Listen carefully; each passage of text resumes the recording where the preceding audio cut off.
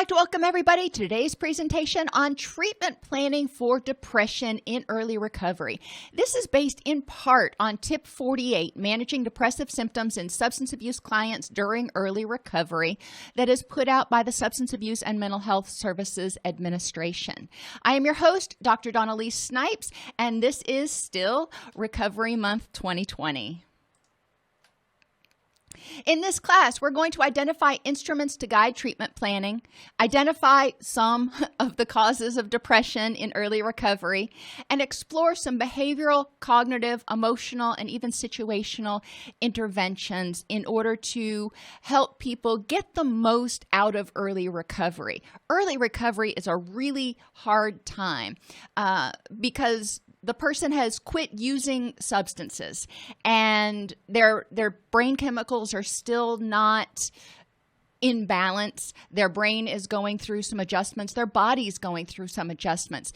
So there's a lot of stuff going on internally, which can manifest as depressive symptoms. A lot of people are exhausted and depressed, sometimes because of situational factors, but sometimes for biological and psychological factors.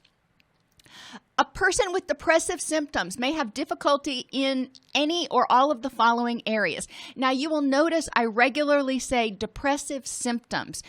If you've been to my classes before, you know I'm not a stickler for rising to the level of a DSM diagnosis before we do anything about it. If somebody has depressive symptoms, at the first sign of those symptoms, just like at the first sign of a cold, you'll want to do something about it.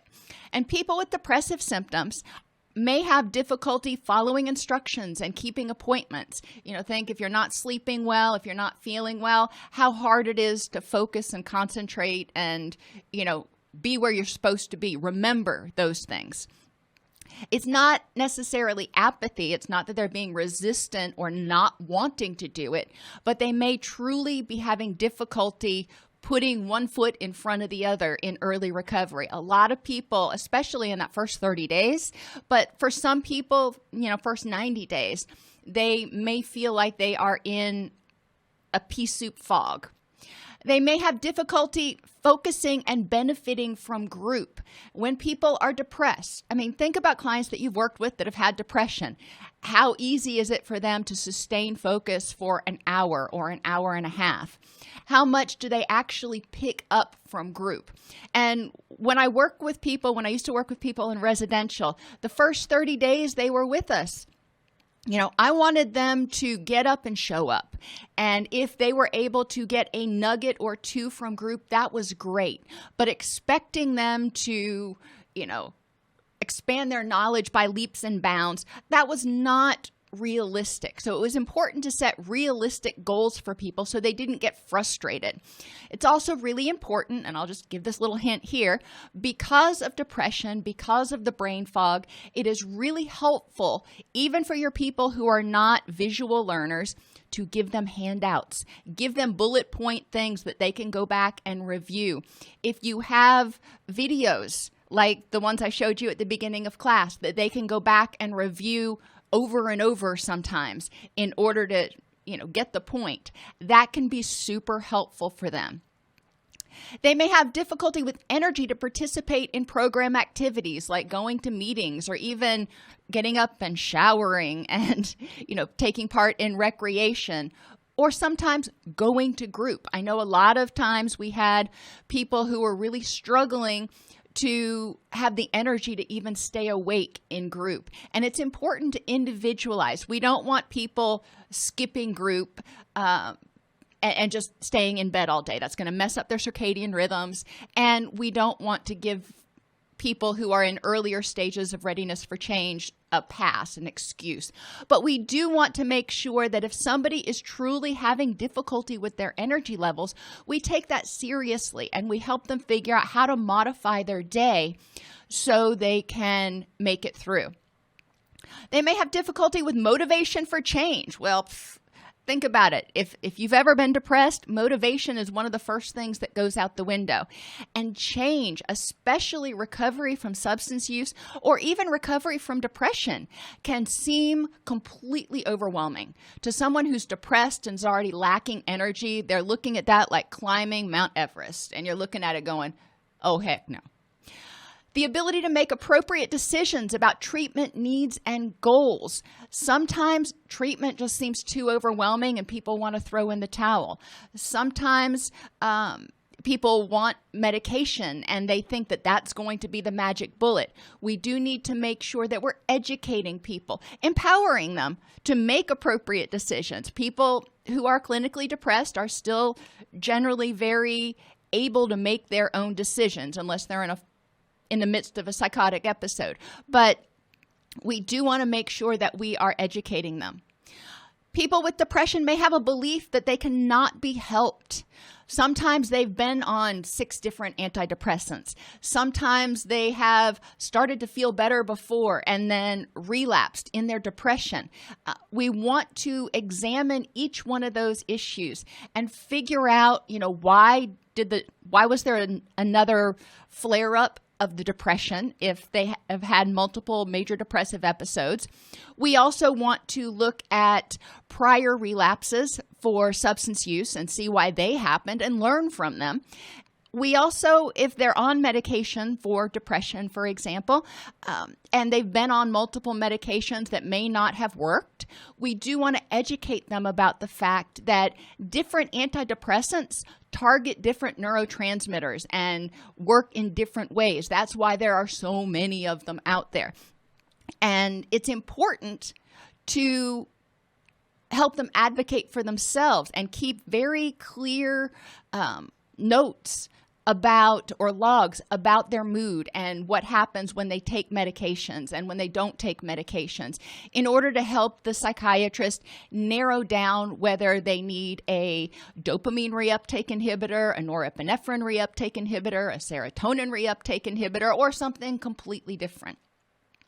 It's also important to recognize, and we'll talk about this in a minute, that sometimes the person has been on multiple antidepressants, which typically only work for about 30% of the population. They've been on multiple antidepressants and it hasn't worked. Why is this? If they've been on, sometimes they'll say every antidepressant known to man, why hasn't one of them worked for them? Well, you know what? Maybe that's not where the issue lies. Maybe it is hypothyroid. Maybe it is something else that is causing the problem. So we do need to get outside the box a little bit if somebody has had multiple relapses in their mood disorder or their substance use or both, and try to understand what is motivating that behavior for that person. They may not have effective responsiveness to reinforcement. If you tell them they did a good job, that may not mean anything. If they're depressed, they're like, yeah, whatever, can I go back to bed now? They may have difficulty with handling feelings, emotional dysregulation. They may have difficulty handling relationships with other people. That may include you, other clients in the program, or even their social support system, their sponsor, whomever. And we need to recognize that, and we need to educate significant others about the fact that this person is under a lot of stress right now. Even if it doesn't look like it, their body is undergoing a lot of changes, a lot of repairs. They are struggling, and so they may be more likely to get upset easier. They may be more likely to emotionally dysregulate. And we need to teach the client, as well as the significant others, things like distress tolerance skills and coping skills in order to help the person manage this period. Because, and we've talked in other videos about the impact of substances on the HPA axis, but basically, since the HPA axis or the threat response system is often just completely overcharged and out of whack when somebody is in early recovery, they may have gone into a state what's called hypocortisolism. So the body has is conserving what cortisol it has left. And they go from what I call flat to furious. When they are just going bebopping about their day, they're flat. There's no grays, there's no colors. It's just kind of blah. Think Eeyore. But then when they get upset, there is no middle ground. They emotionally dysregulate. Their body turns on that HPA axis, that threat response system, turns it on wide open. So they go to furious. They become irate. They become super anxious, or maybe even super depressed. But there is no, there's no moderation there. And that is the body's reaction. And as the HPA axis heals, as the person develops coping skills, etc., they will be able to regulate their emotions more. But in early recovery, and for a lot of people, because post-acute withdrawal syndrome lasts for at least a year in some people, I tell clients, be especially kind to yourself for the first year while you're learning these new skills and your brain and body are healing. They may have difficulty with attending and not disrupting group activities. For people who, for example, abused opioids, it's triggering when somebody falls asleep in group, because opioids are typically encourage people to be more sedate. So if somebody falls asleep in group, it can be triggering for someone else who had abused opioids, and that can be disruptive. It can be difficult for people who are detoxing from some other depressant, for example, to sit still because their anxiety levels are higher. Remember, the detox symptoms are the opposite of what the intox symptoms are. And they may have more difficulty avoiding relapse after treatment is completed, because guess what? They didn't internalize a bunch of stuff that they were learning because they were not able to focus. They were not able to apply it to themselves. When we think about treatment, and in substance abuse, a lot of us use something called the ASAM. It's the American Society of Addiction Medicine Patient Placement Criteria, and it has 6 dimensions.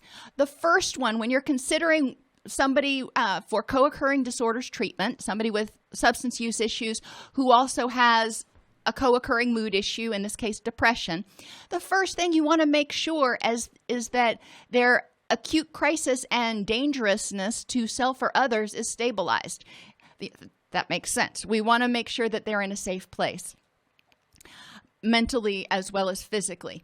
Their biomedical conditions and complications also may need to be addressed. We know that there are a whole host of biological issues that can contribute to depressive symptoms, and we want to make sure that we're getting people assessed for those things, and we're starting to treat their chronic pain, their hepatitis, their hypothyroid, whatever else is going on. There may be emotional, behavioral, or cognitive issues. Well, that's probably why they're in treatment. So, most treatment programs are going to address those.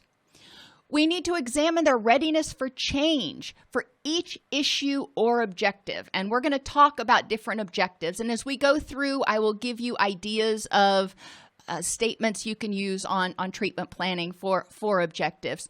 But you want to make sure, like, for example, if one objective was to help them improve their mood, well, obviously that seems to be a good one for depressive symptoms.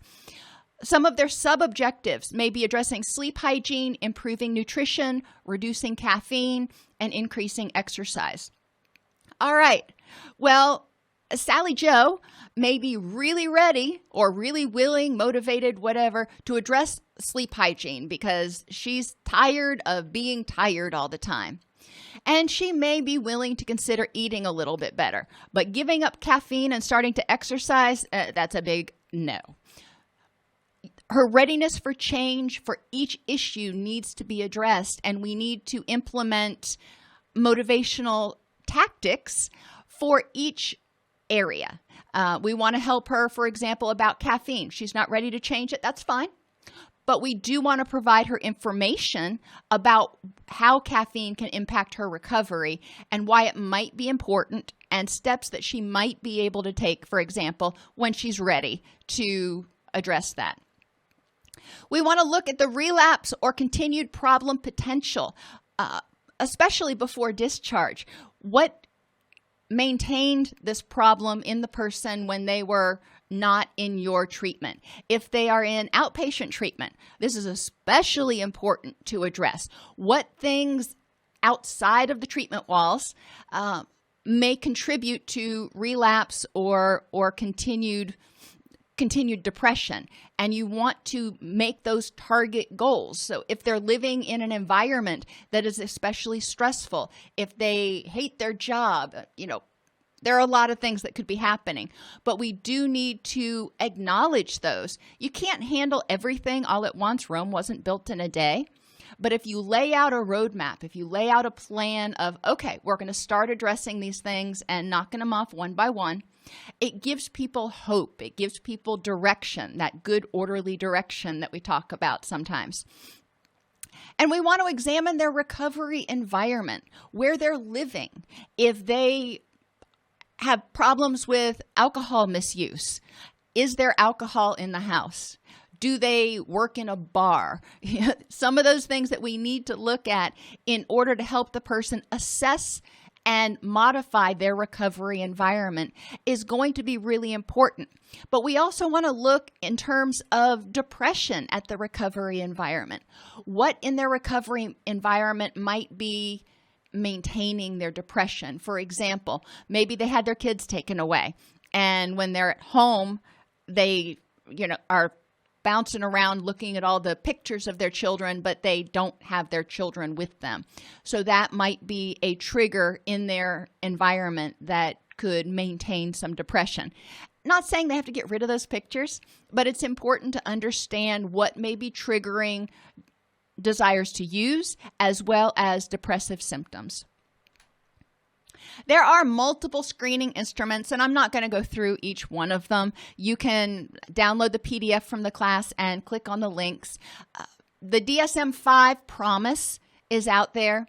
The severity measure for depression, the PHQ-9, the Zung self-rating depression scale, the Center for Epidemiological Studies depression scale, the severity of post-traumatic stress symptoms for adults, the severity measure for generalized anxiety disorder for adults. All of those are freely available on the internet. So if you're in private practice and you're like, I can't afford those really expensive screening tools, no big deal. You can access them for free. They're open source if you want to think about it that way. Cognitively, you can screen for attributional style. Do they see things as internal, that they should have control over everything, or is their locus of control more external? You can screen for their hardiness and their perceived stress. Hardiness is significantly negatively correlated with depression. As hardiness goes up, depression goes down. As hardiness goes up, relapse rates go down. So we want to see where the person is in terms of their hardiness. And then there is a stress awareness and hardiness scale. Those are all different instruments that you can use if you really want to use instruments, or if you want to even explore some of these things, for example, in group, like hardiness. You can do a group on hardiness, have everybody take the hardiness and perceived stress scale at the beginning of group, and then talk about what that means and how to enhance hardiness. It doesn't have to be part of the assessment. You can use screening instruments throughout treatment to provide people with self-awareness. So let's talk about some of these causes of depression. Basically, depression results from a biochemical imbalance. That is the root that we're talking about. And there are a bunch of things that can cause that biochemical imbalance, including imbalances. Sometimes it's too much, sometimes it's too little, depending on the neurochemical and the receptors being targeted. But there can be imbalances in norepinephrine, which affect focus and motivation. They can have imbalances in glutamate, which may make them feel fatigued or overly anxious. They can have imbalances in serotonin, which impact contentment, their ability to relax, pain, sleep, hunger, heart rate. Serotonin's one of those that we've talked about a lot that has dozens of different types of receptors. Some of them are excitatory, some of them are inhibitory.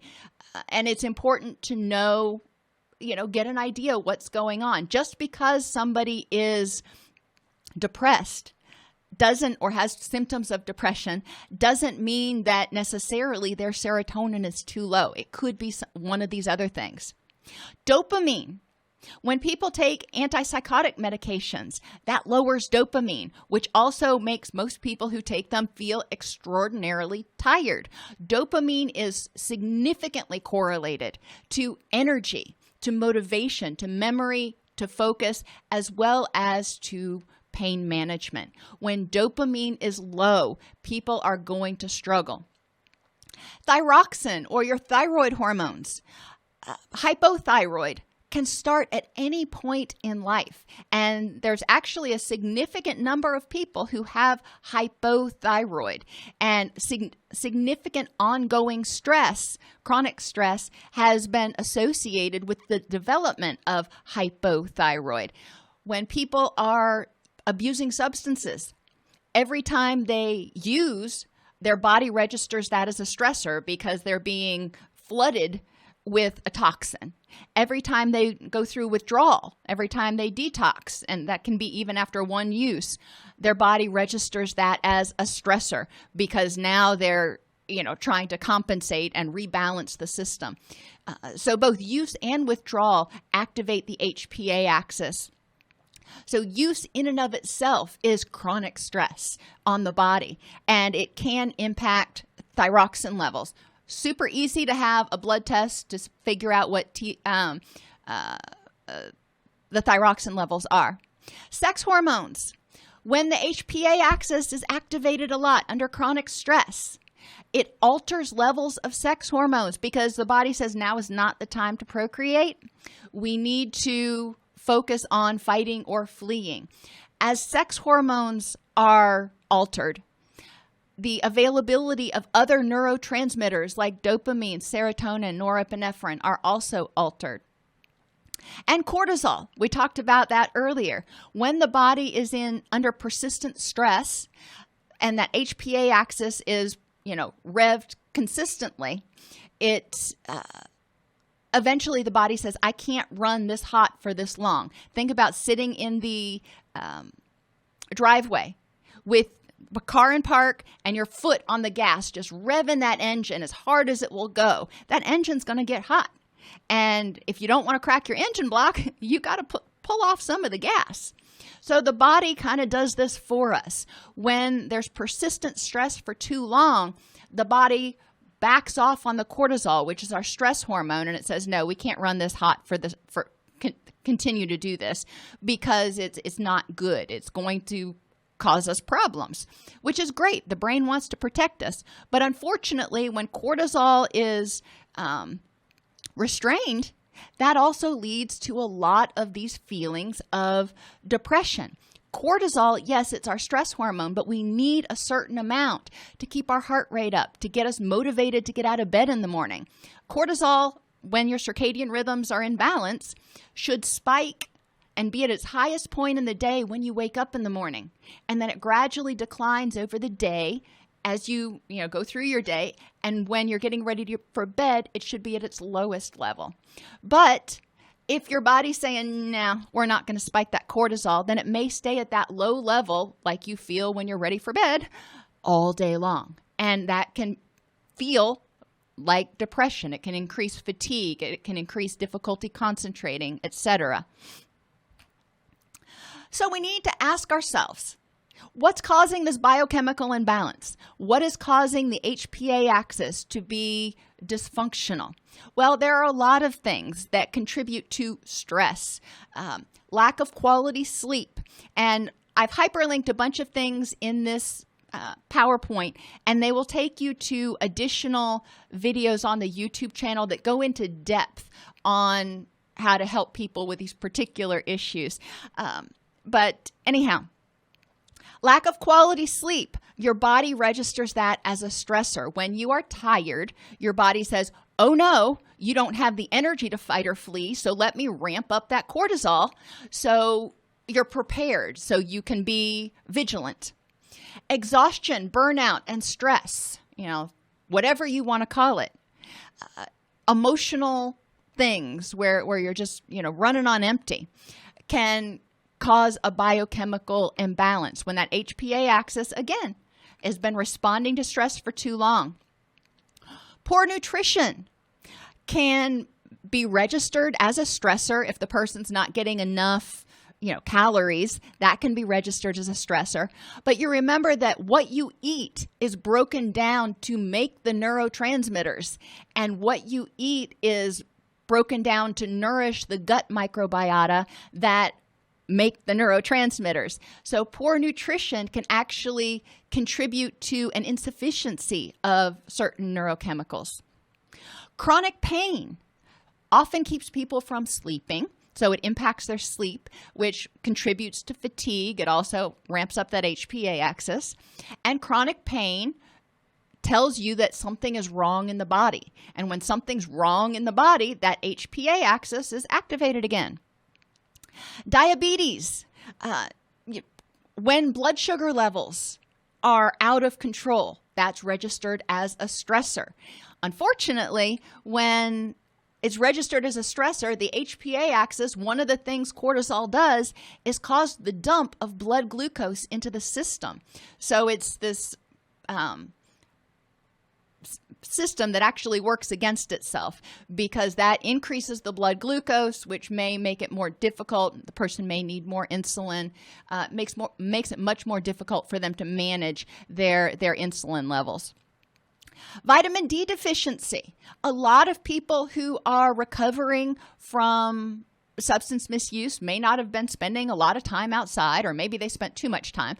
But if they haven't spent enough time outside, if they've been holed up in their house drinking or using, they may not have enough vitamin D. We know that vitamin D deficiencies are associated with seasonal affective disorder and depression in general. That's one that's really easy to fix. Anemia is another cause. When your red blood cells can't carry oxygen throughout the body, you feel tired. One of the main reasons that most people yawn is because they need more oxygen, not because they're actually sleepy, but because their body needs more oxygen. And other illnesses such as multiple sclerosis, lupus, fibromyalgia, chronic fatigue, Lyme disease, or even stroke can produce symptoms of depression. We want to make sure that people get a clean bill of physical health as a starting point. If you want to think about Maslow's hierarchy, remember that bottom level is biological needs before we even get up to self-esteem and safety and stuff. Well, same thing goes for treatment. We need to make sure that biological foundation is intact. Side effects of medications can also cause a biochemical imbalance. And it's interesting to recognize that some of these medications are very common in your treatment population. Varenicline, which is a drug that's used for smoking cessation. Statins, which are cholesterol medications. Hormone-based birth control. Interferon, which is used for cancer, but also hepatitis, and many people in substance abuse treatment are being treated for hepatitis. Heart medications, including beta blockers and calcium channel blockers, also contribute to symptoms of depression in some people. And it's important to think about it. I mean, with heart medications, if we're not getting oxygen circulating through the body appropriately, adequately, fast enough, then people are going to feel fatigued. And so that can contribute to it. Anticonvulsants can also be produce symptoms of depression. And it's important to recognize because some people may be on anticonvulsants as an alternative to opioids, for example, for pain, or even for anxiety. I've seen some doctors prescribe anticonvulsants as opposed to benzos for anxiety. Now, many of your patients may not be on those because they're prohibited in your treatment program, but it is important to know. The last two are really interesting. Singulair, in March of 2020, was required by the FDA to put a black box warning on the label that indicated that people taking Singulair had a significantly increased risk of depression and suicidal ideation. Not uncommon to see people on asthma medications. Singulair in particular is the one that had to have the black box warning. And isotretinoin is an acne medication. This is probably going to be more common if you're working with an adolescent or a young adult who is in treatment. But if they are on this medication, it can cause symptoms of depression. Does that mean they need to come off of them? No, not necessarily, because they may need that medication for a whole other reason. But it is important to recognize that some very common medications that you wouldn't think about may cause depressive side effects. And that's true even for people who aren't in substance abuse recovery. Changing behaviors. What do we need to do? Identify a behavior that can be addressed. Keep it simple and achievable. Chunk it. Don't ask them, for example, to, start exercising and for 45 minutes a day. That is not achievable, and it is not objective in early recovery. We need to keep it simple. What do I want them to do today? And make sure to chunk it. I try to keep, especially in early recovery, keep it down to something somebody can do in 15 or 20 minutes instead of something that's going to take them an hour or 2 hours. Even when I think about something that's going to take an hour or 2 hours, I get overwhelmed. So imagine how it is when you've got some brain fog. Help them break big problems down into smaller, achievable components, like we just talked about. Identify the goal that the person would like to achieve and make it measurable so the client can know when he or she has achieved it. How will you know when you're not depressed anymore? What will that look like? And I always use the phrase as evidenced by. We'll have a better mood. I always try to phrase it positively. Instead of won't be depressed, I say we'll be happier or we'll have a better mood as evidenced by. And I want the client to tell me, what's that going to look like when you've accomplished this problem or accomplished this goal? And explore ways the client has achieved the same goal or similar goals in the past. When you've been down before, when you've had no energy before, what has helped you? Even if it was just for an hour, what has helped you? Start building on those strengths. Identify internal and environmental barriers to success and which parts the client can and cannot control. Some things, for example, like being in early recovery, that may be an internal barrier. Their body's just not cooperating. They're not going to have energy for this first month, and they may not be able to control that fact. But what can they do to control their reaction to it? What can they do while they're having difficulty focusing and concentrating and having energy? How can they set small, achievable goals? So, instead of trying to remember everything, write it down.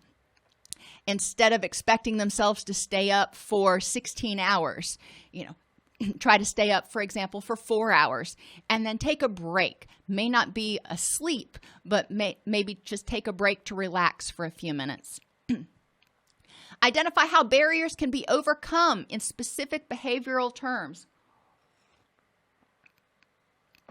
Making the barrier something to do rather than something not to do. So instead of saying, don't go back to bed, saying, I will take a walk around the neighborhood, or I will do something else. So what are they going to do instead?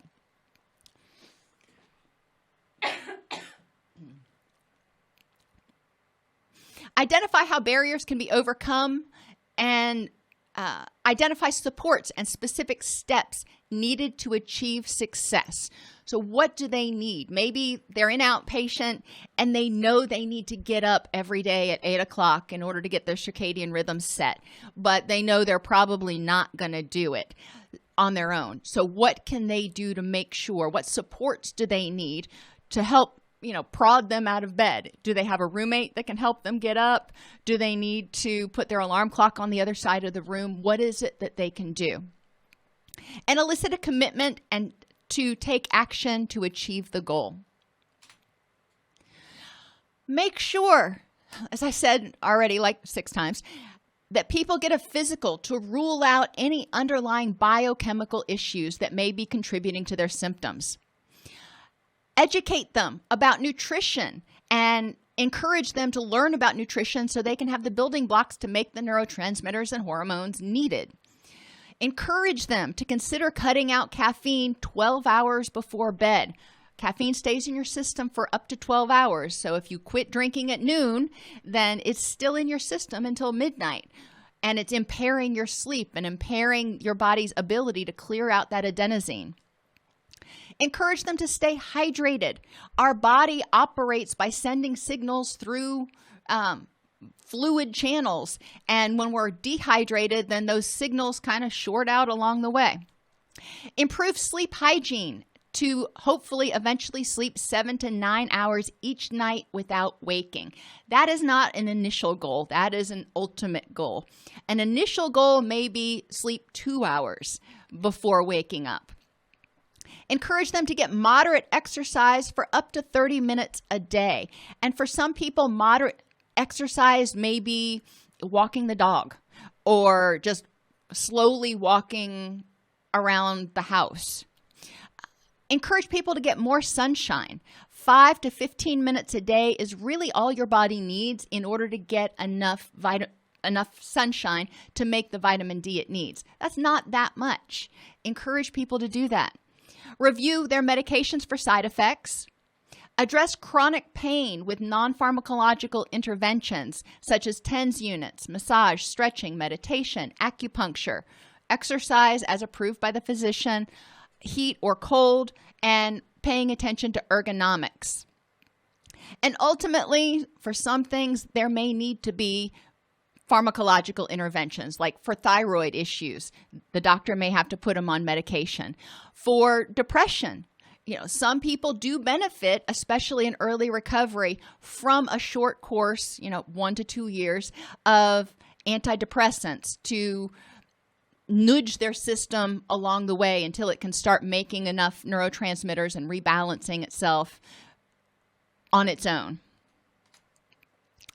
Emotional issues like depression, lack of pleasure, just, not doing anything that makes you happy. Sometimes you need to squeeze out those happy chemicals. And if you're not doing anything to force your body to do that, then you may not feel those things. So depression, lack of pleasure, stress, anger, PTSD, fears such as fears of abandonment, isolation, rejection, failure and loss of control, and just emotional dysregulation can cause that HPA axis to go into overdrive. We've already talked about what happens when that occurs. It increases your glutamate, it increases your norepinephrine, it increases your cortisol, and it decreases your calming chemicals. It puts you in overdrive, which can be exhausting. It can increase anxiety. And if it happens for too long, eventually when stuff happens, the person just either won't react or will go from flat to furious. When we talk about stress, a lot of people have heard of fight or flee. Well, some people have heard of fight, flee, or freeze. Sometimes we don't know what to do and we freeze. And there's a fourth one out there. Fight, flee, freeze, or forget it. And that's not the F that I usually use, but it's the only F YouTube will allow me to use. And when you get to that forget it point, that's when probably there's some hypocortisolism going on and you just don't have the stuff to care. You just, fine, whatever, I don't care. And it's important to recognize that is the result generally of excessive chronic stress and HPA axis overactivation. And that HPA axis needs to calm down You need to help people develop tools to do that so it can rebalance and so the body can rebalance the neurotransmitters. Encourage people to keep a daily log of their nutrition, sleep, and things that trigger emotional distress, ways they cope, and encourage them to share it with their counselors or you to identify patterns, themes, and effective interventions.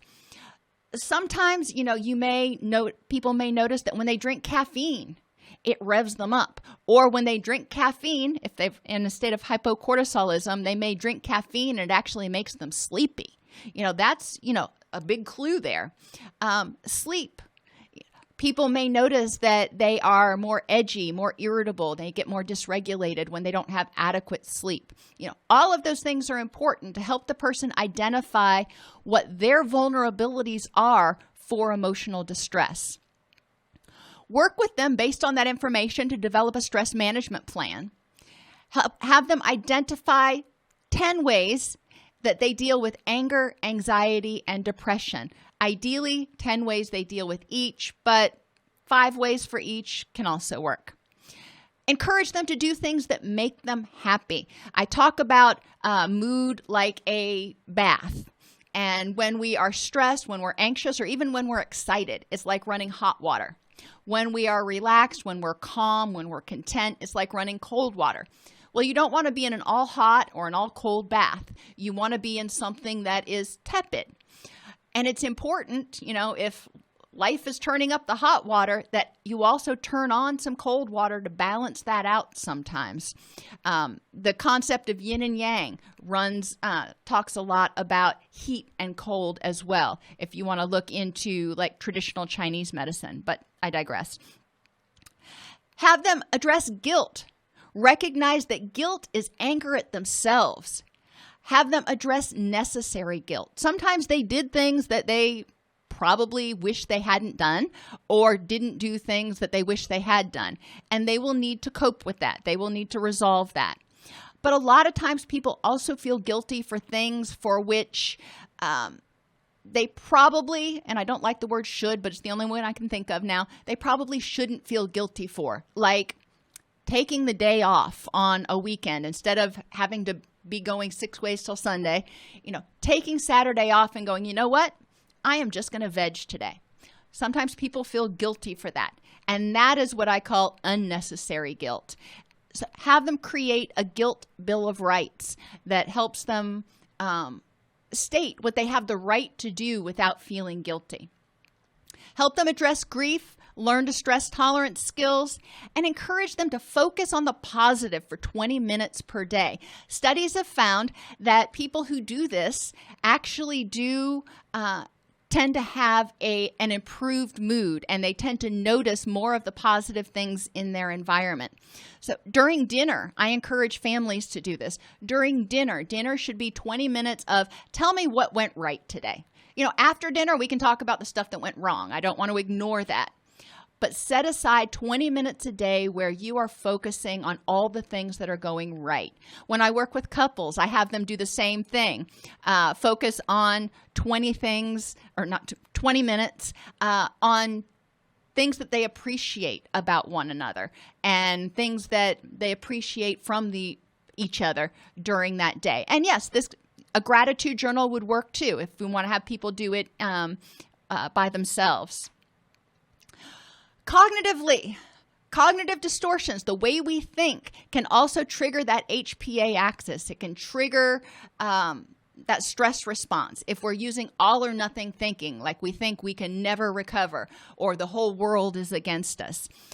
The main ones that I talk about in my groups are all and nothing thinking, the availability heuristic, which means they're focusing on what's going on right now. So for example, thinking about life in general, and we're in the middle of a pandemic. When people think about life in general and the economy and what's going on, a lot of times they will think back over the past maybe 3 to 6 months, and that's been pretty horrid. They forget about the prior, 4, 8, 12 years, what's been going well. In marriages, for example, or in relationships or at work, we do the same thing. We focus on what is most recent, or we focus on what is most notable. Plane crashes. Before the pandemic, there were tens of thousands of planes that flew every day and didn't crash. But when one crashes, everybody knows about it. And that's what people think about sometimes if they're afraid of flying. That's what people think about when they're going to the airport, that one plane crash, not the 2 million other flights that happened that year that didn't crash. So we want to help people look at the facts for things. Emotional reasoning, personalization, overgeneralization, jumping to conclusions, and magnification, making a mountain out of a molehill. 2 different ways that I address this depending on my group. Sometimes I have a beach ball, and on each piece of the beach ball, I have a cognitive distortion written, and I have people give me an example. They catch the beach ball and they look down, and whatever they see, they have to give an example of how they've used that cognitive distortion, and then how they could modify it so it was more moderate and not as distorted. If I'm doing another group, sometimes we'll use Jenga blocks that are different colors, and each color corresponds to a different type of cognitive distortion. And I have cards, and like the red cards represent all or nothing thinking. The yellow cards represent the availability heuristic. So whatever color block they pull, they've got to pull that type of card, and whatever's on that card, again, they have to identify how they have evidenced that cognitive distortion, and then a more moderate way or what they could do to address it so they're not using unhelpful thinking styles. We want to look at negative global stable attributions, extremely internal or external loci of control, and ineffective problem-solving skills. Encourage people to get out of the box. One of the things that we do in groups sometimes is I'll break them into smaller groups, and they have, one will have coat hangers, one will have bubble gum, one will have aluminum foil, and duct tape. Those are some of my favorites. And I have them identify as many things that they can think of to use that particular item for, to get outside the box. How many different things can you think of to use bubble gum for? Be MacGyver, if you will. Yes, that's not solving life problems, but it can help them start thinking, outside of the box. Addressing negative self-talk. Identify situations that make the person feel uncomfortable, like asking somebody out, going on a job interview, seeing a cop. For each uncomfortable situation, make a list of the uncomfortable feelings the person experienced and the thoughts, not only the initial thought, but all of the thoughts. Think back to your ABCDEs, your automatic beliefs associated with that situation. Explore how each of the thoughts may limit the client's options, and help them identify different ways of thinking about the situation that can lead to better options. Then finally, explore the impact of the new way of thinking on emotional responses and thoughts. So when I was in graduate school, my husband was still on patrol, and he would come by the facility periodically to pick me up for lunch, and he would come by in his patrol car, and that would cause the clients just unbelievable stress because they had associated a cop car with, bad things happening, even though he wasn't there for them at all. So it was important for them to, look at that and recognize that, not to think about it and address their beliefs. And their beliefs is he's here to take me away. Okay, well, is there any reason he's there to take you away? Disputing the D in ABCDE, disputing some of their beliefs. And then once they went through that process, evaluating how they felt and how it felt to really examine and think about a cop car in a different way, as maybe it's just a cop car that's driving by, or maybe it's a cop that needed to stop to do some paperwork. 5 steps to challenge beliefs that limit options for change. Listen to the client's beliefs. Help the client reframe that belief from a truth that is unchangeable to a thought. So instead of thinking, I can never recover, they can say, I'm having the thought that can never recover, or I'm going to relapse, to I'm having the thought that I'm going to relapse. Thoughts can be changed. Help the client alter their beliefs to include options for changing the problem or changing their reaction to the problem by identifying what parts of the situation or reaction they can change to improve the next moment. Have them learn about the connection between thoughts, feelings, and actions, identify and address cognitive distortions. They can keep daily cognitive distortion logs, or they can do worksheets, videos. There's lots of ways. Learn about attributions and address negative, global, stable attributions.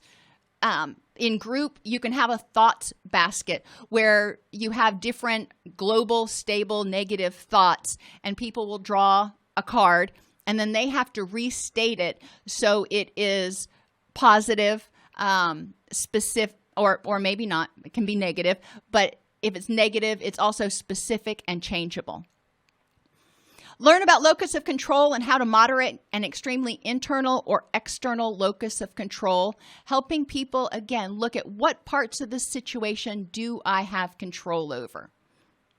Encourage them to develop an effective problem-solving skill plan based on the problems that trigger their depression. One of the books that I assign people for initial reading is often The 7 Habits of Highly Effective People. It really applies to recovery, beginning with the end in mind, sharpening the saw, all that stuff. And it's an easily digestible book for a lot of people in early recovery when they're having a hard time focusing. And help them increase feelings of self-efficacy. Encourage them, make sure that they're having frequent successes. Socially, there can be a biochemical imbalance because they're stressed, because they don't have social support. Positive social support is one of our greatest buffers against stress. If your social support is not good, if you're fearing abandonment, then that is going to increase that HPA axis. Interpersonal conflict, interpersonal losses, ineffective communication skills, so you're not able to say what you need and get your needs met, and poor self-esteem can also contribute to feelings of depression.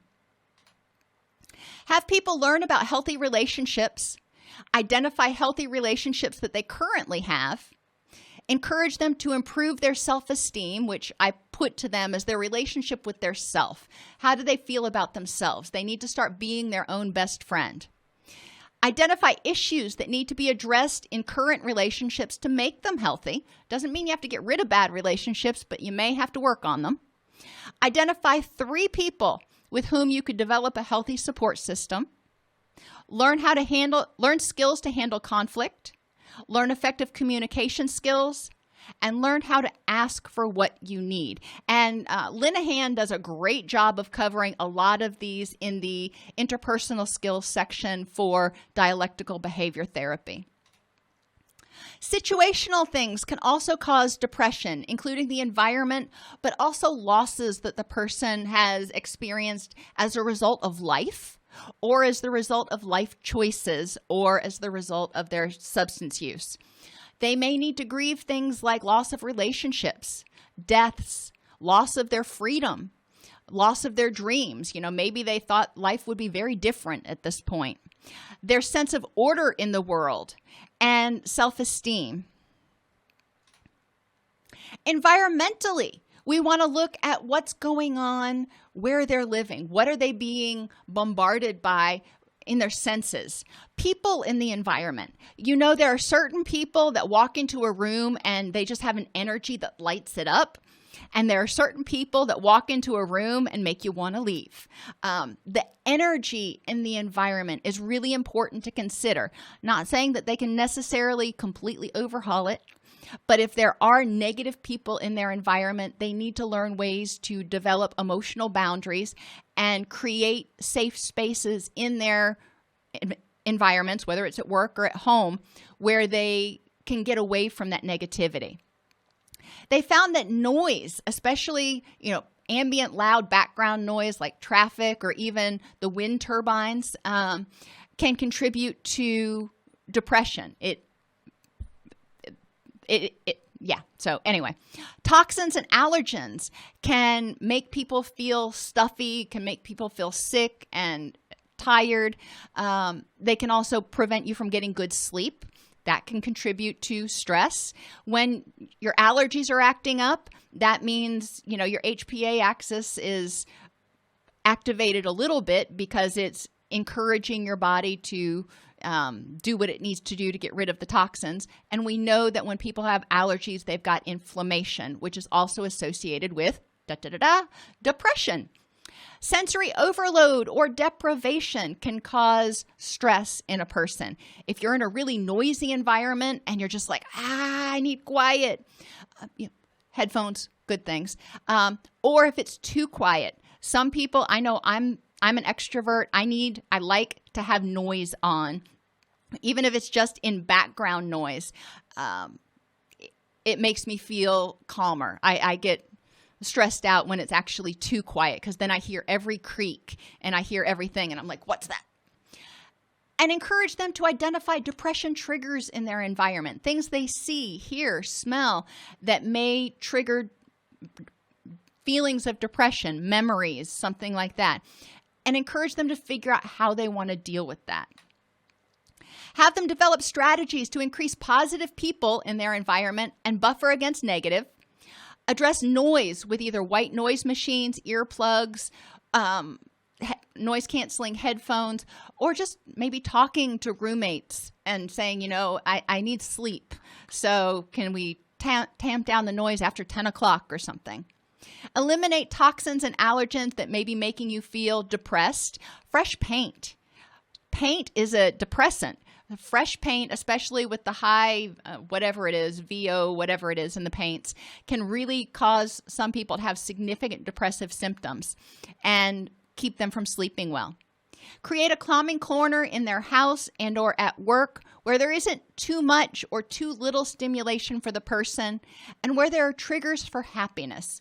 It may just be a little corner that has a tapestry on the wall and your favorite books and some aromatherapy. Okay, that's my corner. But a place where they can feel calm and relaxed. If you are a new mom, this may be somewhere in the bathroom. I remember those days of the little fingers under the door going, what you doing, mommy? But we all need to have a calming corner. Depression can impact almost any area of functioning. Depressive symptoms are on a continuum. You can be completely apathetic and have no motivation to get out of bed, or you may just be a little off that day. But we want to recognize that they are on a continuum, but we shouldn't ignore them when they happen. They will wax and wane, which does give people some hope. And in early recovery, it's even more likely that depressive symptoms may wax and wane seemingly for no apparent reason. And that's when the body is still repairing itself and altering the numbers of receptors in the brain for certain neurochemicals. As those changes go on, as that remodeling, if you want to think about it that way, goes on, there are going to be times that people may feel unpleasant. And we want to help them recognize that, some days are going to be good. Hopefully more days than not are going to be good, but some days aren't going to be. Instead of when you feel bad, when you're having one of those bad days, instead of feeling like, oh crap, here we go again, what can you do to address those feelings to improve the next moment? Treatment planning needs to be individualized to address acute crisis and dangerousness, biomedical conditions, emotional, behavioral, and cognitive issues, their relapse or continued problem potential, and their recovery environment. So that was a lot that we went through. Depressive symptoms are very, very common. And a lot of people in early recovery in substance use treatment do have a lot of things that they may feel hopeless and helpless about, that they may be grieving. And we don't want to take that from them. We don't want to tell them they shouldn't be feeling depressed. We want to help them recognize why they're feeling depressed and develop strategies to address those issues so they don't have to keep feeling depressed. If you want to identify some other tools and strategies, I do have a book on Amazon that you can read for free with Kindle Unlimited that's 100 plus practical tools to defeat your depression. Or I also made a series of YouTube videos based on it. So if you don't want to read the book, you're not a visual learner, or whatever, you can watch it for free on YouTube. Just click on that link and you will go to it. Are there any questions? If this podcast helps you help your clients or yourself, please support us by purchasing your CEUs at allceus.com or getting your agency to sponsor an episode. A direct link to the on-demand CEUs for this podcast is at allceus.com/podcast CEUs. That's allceus.com/podcast CEUs. To sponsor an episode of Counselor Toolbox and reach over 50,000 clinicians per week, go to allceus.com/sponsor. Thank you.